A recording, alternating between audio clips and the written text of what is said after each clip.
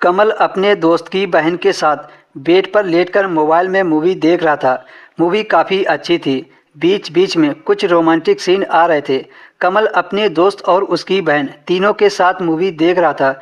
अचानक से उसके दोस्त को किसी काम से हॉस्पिटल जाना पड़ा। रात के 10 बज रहे थे। वो बाइक लेकर हॉस्पिटल के लिए निकल गया था। अब कमरे में सिर्फ कमल और उसके दोस्त की बहन दीपा रह गई थी। जब रोमांटिक सीन आती तो दीपा कमल को देखने लगती थी। कुछ देर के बाद मूवी खत्म हो गई। रात के 12 बज चुके थे। दीपा कुछ परेशान सी लग रही थी। समझ नहीं आ रहा था कि वह क्या कहना चाह रही थी। कमल ने जब दीपा को देखा तो एकदम टकटकी लगाकर वह कमल को देखने लगी, पर वह कुछ बोल नहीं रही थी। कमल को तो समझ नहीं आ रहा था कि वह क्या कहे दीपा को।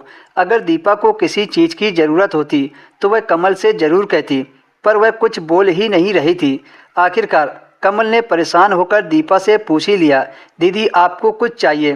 पहले तो वह चुप रही, फिर वह बोली, हाँ। कमल ने पूछा, क्या चाहिए आपको?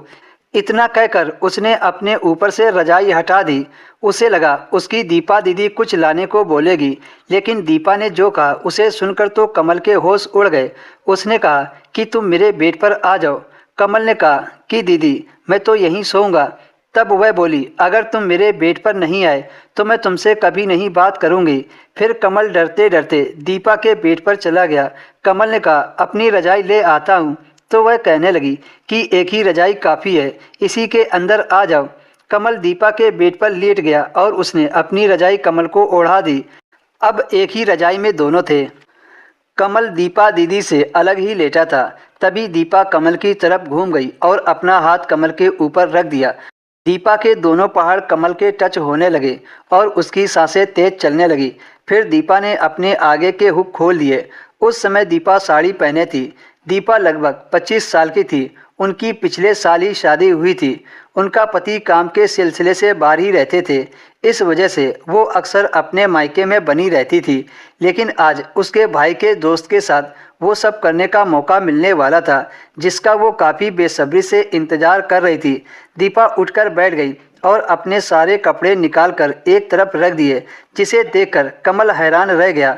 अब वो भी समझ गया था कि दीपा उसके साथ क्या करना चाहती है। दीपा ने कमल का हाथ पकड़ा और अपने पहाड़ों पर रख दिए।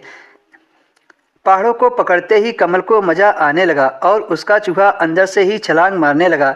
फिर दीपा ने कमल से धीरे से कहा कि अपने चूहे को भी आज़ाद कर दो। जैसे ही कमल ने अपना चूहा बाहर किया तो दीपा देखकर बहुत खुश हो गई, क्योंकि आज तक दीपा ने ऐसा चूहा नहीं देखा था। दीपा ने कमल को अपने ऊपर खींच लिया और चूहा को अंदर भेजने को कहने लगी।